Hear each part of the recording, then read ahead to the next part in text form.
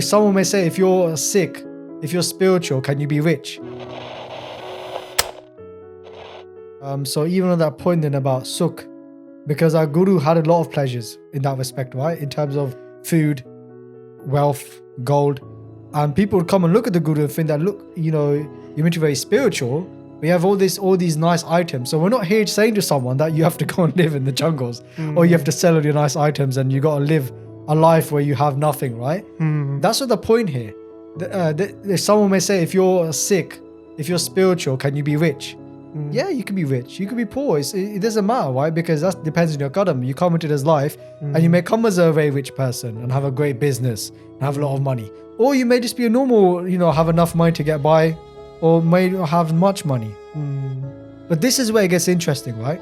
Because the Guru had everything in terms of worldly items, but there was a time where the Guru was on their own and they didn't have shoes on their own feet. Yeah. Guru Gobind Singh Ji, right? So it was about the attachment, like you said earlier, right? It's about we have to be detached from these things. And to have contentment. And that pankti always comes to mind, that bina santok nahi ko raja. That without contentment, without santok, you'll never be fulfilled. Yes. Because you're always looking for more and more. 100%. And even just to add to that point, talking about kings, like there's a famous king called Raja Janak, very famous, comes in Gurbani, comes in Bhai Gurdashi's Vada as well, right? Raja Janak was such a wealthy spiritual king, a saint, that one day another spiritual being came to see them and they thought, look, this person's got so much wealth, right? And they had this subtle ego inside them, like, look, they're not that great, right? They're so proud, they're sitting on this throne, they got all this wealth and stuff, and he had this subtle ego in his mind that he was better than them. He thought because he's a king, how can he be so religious? How can he be spiritual? Yeah, 100%. And it came to the point then when one day, to skip the long story short, the Raja Janak's kingdom was burning down. He's losing everything, all that wealth. And Raja Janak is standing outside looking at his kingdom, looking at it all burned to pieces. Yeah. And that other spiritual being with them, he was like a sadhu. Yeah, like a sadhu. Yeah. And he's looking at the burning building and he's realized that he's left his stuff in there. Yeah. His Gadavar, like his water, it was like his water pitcher. Yeah, like one or two other items, right?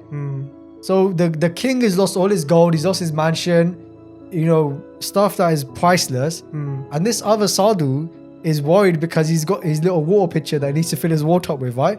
So he's gone running into the building to go and get his stuff. And the king is just standing there. And the king said to him afterwards, Raja Janak says that, look, you talk about attachment. This whole kingdom just burnt down, but you went running inside because you were attached. You were so attached to a little water pitcher that you had as well. So when it comes to this idea of attachment and pride, because just because somebody doesn't have a lot of stuff, it doesn't mean that they don't have pride. Yeah. Because you could be proud that you don't have a lot. You could have pride in that I'm better than you because I don't have that much. Exactly. We could be so proud that, look, I don't have anything, man. I'm better than you. Yeah. Look, you sing in this one. I'm more spiritual than you. But we're still holding on to the pride inside our own head. Right? And, it comes in Gurbani many times, like, chup hai, chup na ho veje, la ilaha illallah. You can stay quiet as much as you want, but inside, are you quiet? Right? If you enjoyed this video, be sure to check out the full podcast on our second channel, BOS TV.